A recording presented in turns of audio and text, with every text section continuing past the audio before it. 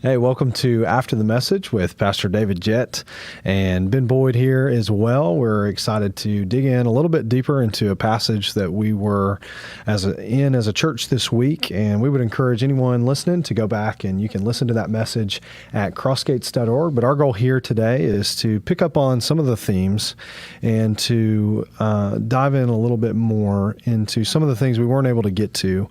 But as a recap, Pastor, tell us a little bit just about your message from this week and where we were and what we were talking about. Okay. Well, we're still in the series we started called The New Normal.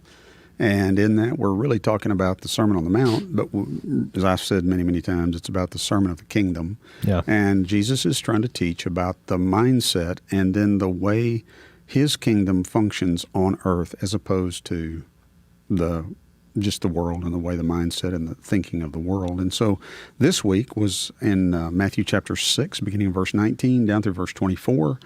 And in there, he's talking about giving, and he's talking about money, and he's talking about how our attitude toward money as opposed to our attitude toward God, and basically shows those things in there.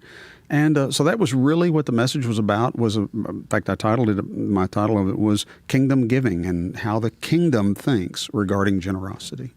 That's great. And so what we want to do today then is we want to look at that last verse that's there, verse 24. And really, as you came to this passage, Pastor, you said that this really became the central idea of the text. And so we want to come back here to verse 24. Right. And this is simply what it says, isn't it? It says, "No one can serve two masters, since either he will hate one and love the other, or he will be devoted to one and despise the other. You cannot serve both God and money." So basic question, Pastor, the wording here is really heavy. Yeah. Give us some perspective of the weight of this. Is it really that serious? Yeah, that's the big thing. And so there's a couple of words here that are important for us to really see. First word is that he says you can't serve two masters. And then so in this, and talking about two different masters, that's like something that is ruling over your life. You can't have two different masters that are ruling your life. And then he later defines those two masters. One of them is God, one of them is money. So the first word to get down is just basically saying one of these two are going to master you. Yeah. You're going to live your life by one of these two masters. And then he makes the statement at the end of that you just read, where it says you cannot serve God and money. And here's the thing, Jesus was real specific in the way he said that, because he didn't say, hey, you should not serve God and money. He could have said that. He could have said you shouldn't serve God and money. Or he didn't say it's not a good idea to serve God and money. Or he didn't say, you know what, serving God and money is just not going to work out well for you or anything like that. He clearly, he didn't leave any gray area. He said you cannot serve God and money. And so in this, this is the big deal of it, that why what Jesus is saying, even in giving, is so clear. This comes to the heart of the matter right here, is who am I serving? And so it's important because I'm going to serve one, and then the way he says it is just so almost like it's harsh, and I'm going to despise the other one. Yeah. And so anyway, that's the big deal. So you can't get around the importance of this passage. Sure. Well, I love the way you set that up, just that you are either it's not just that you're for one and kind of indifferent to the other. Right. But that you are dynamically opposed to the other, depending on who you are serving. And that reminds me, you said it this week as we were talking, that you will either be controlling money or money will be controlling you. Yes. And that draws my mind, that whole discussion, to one of the first sins in the Bible, Genesis chapter 4, where Cain is about to murder his brother Abel. And God comes to him and he warns him and he says, sin is crouching at the door. Right. And its desire is for you. You must rule over it. Yes. And just that idea, applying it to money here, is very similar to what Jesus is saying, that you will either control it or it will control you. There is no neutral ground. Right. And in it, really, what you're saying is that money is actually a good servant. It's a horrible taskmaster. And so what God is saying here, what the Lord's saying in this passage is, if we're serving the Lord, then we'll use money. But the flip side of that is, if we're serving money, we'll use the Lord. And I kind of think that's what Jesus is trying to say, when this whole passage about the eye being the lamp of the body is sandwiched between these two sections of verses about treasures and money. Because I think that's the ultimate goal for the believer, is to see the Master's generosity as more precious than any money whatsoever. And I thought about this when I was listening to the messages, the story in Matthew 20 about the laborers in the vineyard. And you have all those guys that's been out there in the scorching heat all day, and then the Bible says that in the 11th hour, people are come up and they get the exact same wage as those that have been there all day. Well, then obviously those guys that have been there all day are so mad and so focused on the money side that they totally overlook their Master's generosity of love and mercy and grace in that moment. And they looked at it from this worldly perspective and not this laying up of a treasure. Man, that's such a good example of what Jesus is trying to get us to see here. So obviously it is weighty. Yeah. It is a big deal Yeah. because to that illustration Ben just used, you don't want to be that servant who labors for the Lord and yet misses the point of his generosity, his love, and even that relationship that you would have for yourself. But for those listening, Pastor, how do you identify that you have allowed yourself to go that way? How do you identify that maybe parts of your flesh are serving money and not the Lord? How do I know? Right. And you mentioned a survey this week as we were talking that you had heard of before. Yeah, years ago I read a survey that was talking about, really, the whole article and the survey was about trying to help people, trying to find out, when are people actually satisfied with what they're making? Is there ever a time when somebody has an income that they reach where they go, okay, I can finally enjoy the finances that I have? Sure. And so they did it. It was a wide survey that they did. This was years ago. And as they did the survey, they brought back all the information. As they began to go through the data, they came across something incredibly strange and yet revealing. As what they found was that people who were making basically $40,000 a year said, if I could make $10,000 more a year, I would be happy. I'd be satisfied. I'd be good. But then what they found is those that were in the survey who were making $50,000 a year said, if I could just make $10,000 more a year, man, then I'd be satisfied. And then they went on and so they looked at those who were making $60,000 a year. And again, the same thing. It felt like, when would you be satisfied? If I could just make $10,000 more a year. This went all the way up into over $100,000 a year that people were saying, if I just could make $10,000 more. And what they came away with was, basically, they didn't say it this way, but basically money doesn't satisfy. Yeah. It doesn't satisfy. And of course, as believers, we've got a completely different look at it, because that's what we've got to think about. Because I keep thinking, we all think this, that if I made a certain amount of money, then I'd be comfortable. I'd have it made, at that point. And that's not what God calls us to. And I think even whenever we were talking about it, you talked about really kind of, the way Jesus looks at it, that's even the wrong question of how much money. Sure. Yeah. Yeah, for a Christian, they really ultimately, in response to how much money would make you comfortable, they say, however much the Lord gives me. Yeah.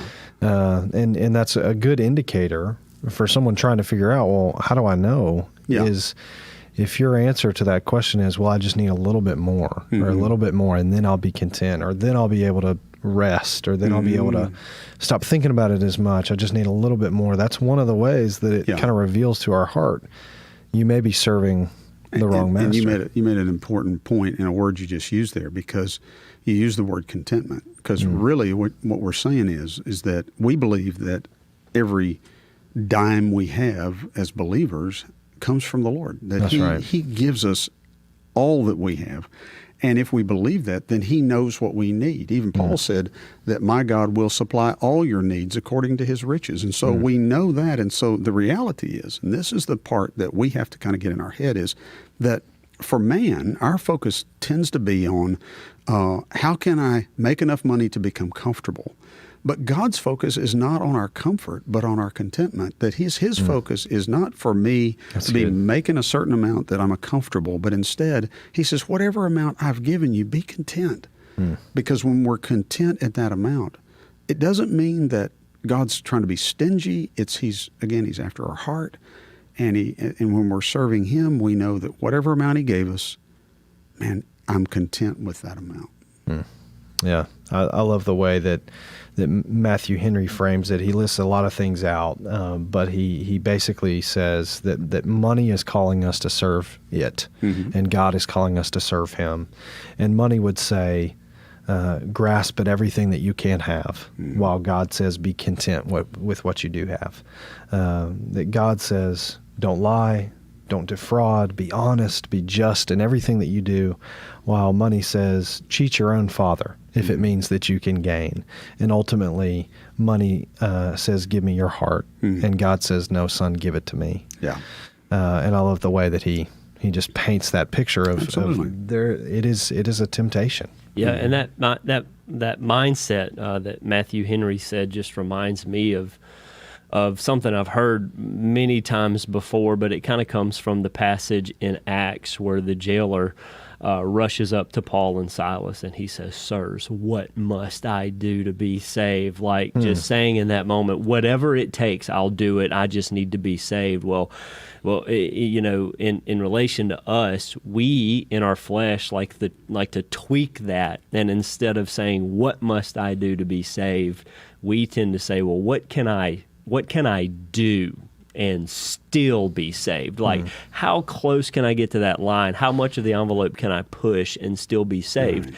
And in that concept with the money, we do the same thing. Like, what can I do? How much can I do with my spending and my money and my assets and still be in that place of laying up my treasures in heaven? So, yeah. Well, that's kind of the mindset we have on pretty much everything in life. We're all trying to see if we can find the best deal. And we're trying to go out and do a search on what would be the best rate that I can get this for. And I've always said it this way, is that so many of us are trying to get to heaven on a cut rate fare. Yeah. We're trying to say, hey, do they have any like discount tickets to get there that maybe I can still get there, but it doesn't cost me as much? Well, yeah, and that's what makes this passage even more difficult, because there's no loopholes. There's no gray area. Right. I mean, and we as a people hate loopholes. I mean, the reason that I have my TV provider is there's no loopholes. When I get ready to cancel, that's it. And so there's no, people, it's hard to live that way. We hate them when they're used on us. Yes. We love them when they're to our benefit. That's right. Yeah.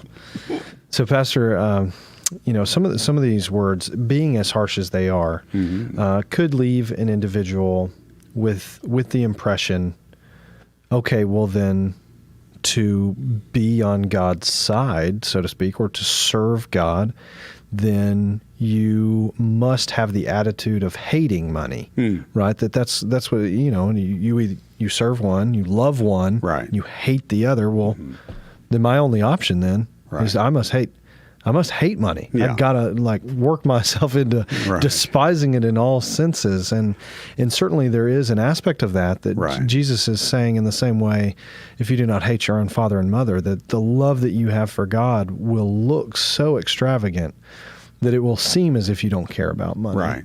But Luke uses this same word, and it's the only 2 times it's used in the New Testament, this word for money, mammon. And Luke chapter 16, verse 11, he uses it, and this is what he says. This is Jesus speaking again. He says, so if you have not been faithful with worldly wealth, which is that same word there, worldly wealth, who will trust you with what is genuine or true riches? Right. And this kind of brings to light what Jesus is really getting after when he says you cannot serve both God and money. Right. And here's the way really that passage even that's important for us to see is there that what Jesus is trying to tell us is that the Lord, that God wants to trust us with incredible riches. money is just worldly mindset of wealth. But he says, there is a wealth out there that I want to give you. And he's saying, if I can't trust you with, basically just the worldly idea of money, and then in the ESV it says, how is he going to entrust to you those true riches? And so I've always said it this way, that I've learned from the Lord this thing, that he will only entrust to me to the level he can trust me. Mm-hmm. And so when he sees me being trustworthy with worldly wealth, he knows, okay, I can now entrust to him some real riches, some things that really matter in the kingdom of God. And I think that's important for us to see, that Jesus is not saying here that money's evil. It never says that in the Bible. It always says it, but it says it is the root to all kinds of evil. In other words, when it grabs us, because it's either our master or it's our servant. There's not an in-between. It's not our buddy. Sure. And whenever it's in that place of being our servant, oh man, it's amazing. Yeah. But when it's our master, he's an evil taskmaster. And that's why really either you're going to, you're either going to serve God and use money, or you're going to serve money and use God. Yep. There's not an in-between. And so that's why when it's put in its proper place, sure, God says it's a great thing. In fact, in 1 Timothy chapter 6, he tells us he provides us all things for us to enjoy. So God is not the cosmic killjoy when it comes to money. Sure. And Jesus is not saying, hey, poverty is the way to live. That's not at all what he's talking about. And those are the false teachings a lot of times out of this passage. Well, and I love that, as it kind of clarifies in that Luke 16, that actually the way you use money is how you might even assess whether or not you're trustworthy for some of the more important kingdom riches that God would offer. And what's so beneficial about that is that if you're determining your trustworthiness based on how you use money, that means on some level you got to have money. Yes, or some resources in order to use it, and then determine, did I use it correctly? Yeah. Right. And I love that too, where you went with that, saying Jesus didn't glamorize poverty. In fact, there's examples in Scripture of people with money who God uses. Yes, you find it all over. That's the surprise of Scriptures, is that here's what happens. So somebody will quote to us, it says the Son of Man didn't have a place to lay his head, as though he was poor. Sure. He was in his ministry, and in his ministry, he didn't have in his mindset, okay, I've got to go make money in order to do my ministry. Instead, he knew that he was about a mission and that God was providing in that mission. But what's interesting is, as they traveled, God would bring wealthy people around them to support their ministry. And it doesn't say, and they were evil because they were wealthy. It doesn't say that. It says God used it that way. In fact, I believe that the Apostle Paul was wealthy. I just believe it. I think there's too many teachings, statements, things that are said about him. So walk through that a little bit. Okay, well, first of all, we know that he was born in Tarsus, Saul of Tarsus. We know that there was a time whenever a Roman soldier said, so how much did you have to pay to become a Roman citizen? Because if you were not born a Roman citizen, then you had to buy citizenship, and it was incredibly expensive. And Paul said, because the soldier said, because it cost me a lot of money to become, and he was a centurion, said it cost me a lot of money to become a citizen. So, and he said, Paul said, I was born a Roman citizen, which means either his parents, someone in the past, yes, because he was Jewish. So either his parents or grandparents, somebody bought their citizenship. So we know that he comes from a wealthy type family. We also know that when he was young, somewhere along the way in his age, that he was sent to Jerusalem from Tarsus to study under the feet of Gamaliel, is what it says. Well, to do that, you have to have wealth. There has to be money to provide for a place to live, a place to study. It costs money to serve. And this was Gamaliel. He was like the main one you wanted to study under. So he had that. But then the one that really got me years ago was I was reading in in Acts, whenever you were in Acts, and I think it's in Acts. I had to look it up because I had to make sure I could find it. But it was... Yeah, because up until this point, you could write it off in your head, like, well, that was all before he became a Christian. Yes. And then surely after he became a Christian, he just gave it all away. Right, And right. He never had anything after that. And it's, I think it's in Acts 24 or something like that, 26, somewhere in there. Where is that at? Yeah, Acts 24:26. Okay. In Acts 24, so there was a guy named Felix that was the governor at the time. And it says here in verse 26, it says, at the same time, he, talking about Felix, hoped that money would be given him by Paul. So he sent for him often and conversed with him. Here's what he was saying. In fact, the word giving money is to bribe him. Well, here's the way that it hit me whenever I read it and realized it was, okay, let's say that the governor of Mississippi has somebody that's a prisoner in prison, and he hears about him, and so he says, hey, I want to talk to you. So he brings him in to talk to him. And if we found out, the reason why the governor's doing that is because he's hoping that guy will bribe him. We know by that this guy's got to have a lot of money. Sure. Felix was a wealthy guy. He was not just an average middle-class man. He was a governor over a region. And the fact that he would call him in and try to Get him to bribe him. Yeah, says that he knew Paul had a lot of money. Yeah. He's not calling a beggar in there, Right. hoping that the beggar's going to bribe him. And then I think it was you that pointed out of Philippians chapter 4 about what Paul said about the secret of contentment. And what was it, I think? Yeah, the fact that Paul does have a lot of money just speaks to that passage in Philippians 4 when he says, not that I speak from want, but I have learned to be content in whatever the circumstance.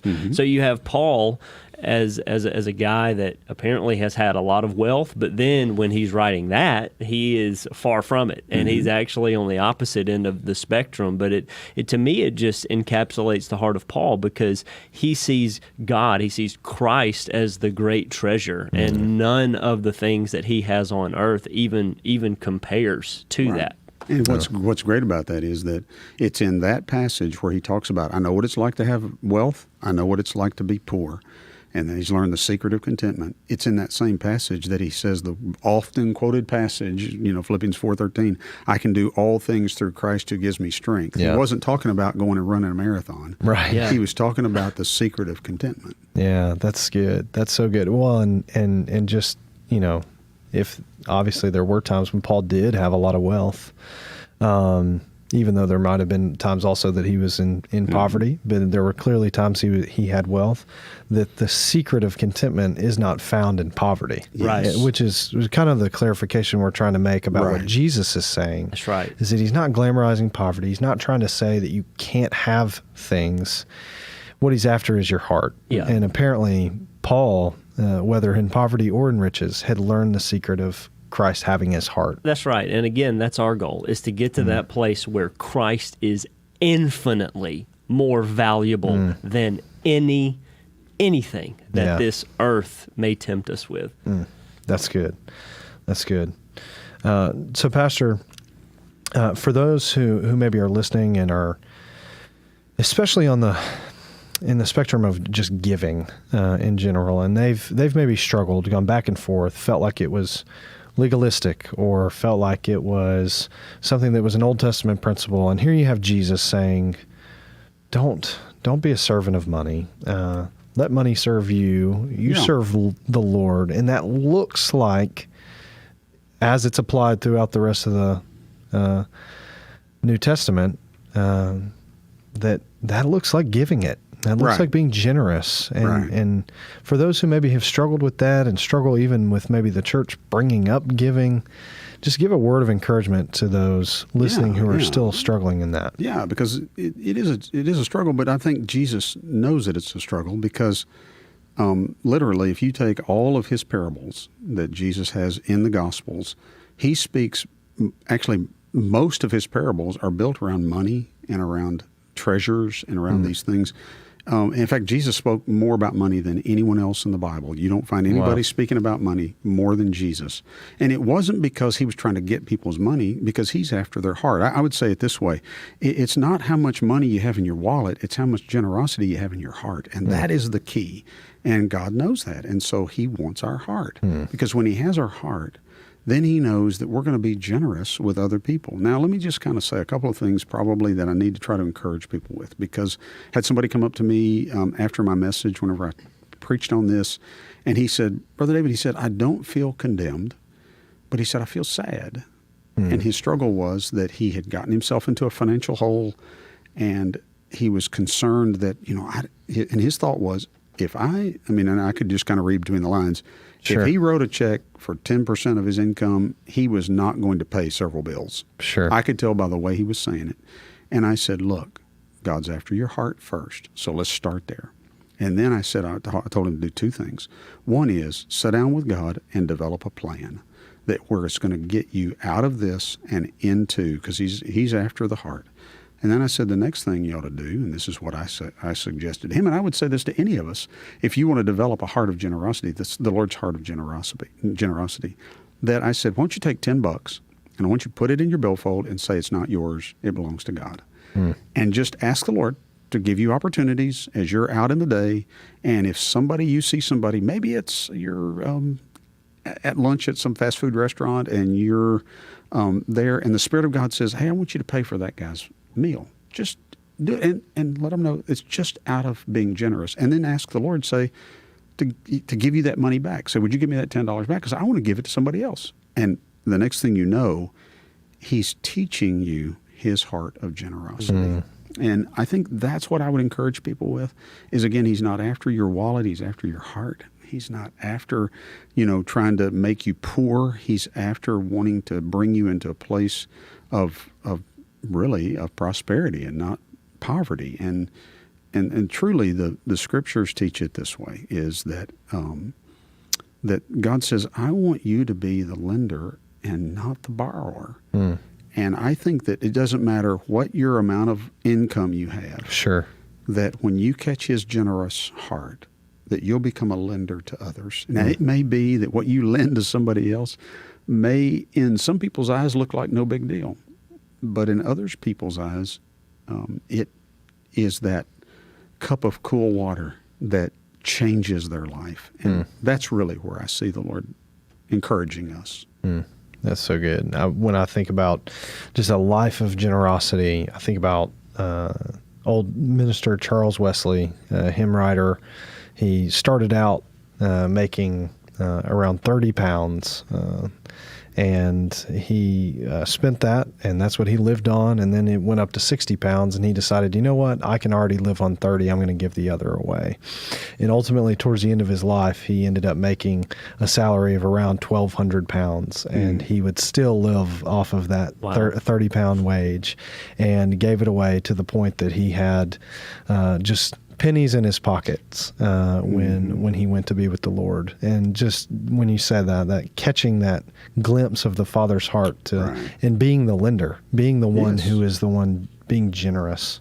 And I just love that. Love that story. Well, and it's all built around storing where we store our treasure. And I think that's where God's heart is he wants to help us know, as a loving parent, that we can't really see what it's going to be like after we die. But he sees it clearly and says, you really want to store there. It's worth waiting. It's worth waiting for. Yeah. Man, that's good. Well, Pastor, thank you so much just for being with us, and thanks for studying and all the effort that you put into that, and Ben as well. Thank you. And for those of you at home, we pray that God will bless you with a generous heart today, as he has been so generous with us. God bless you.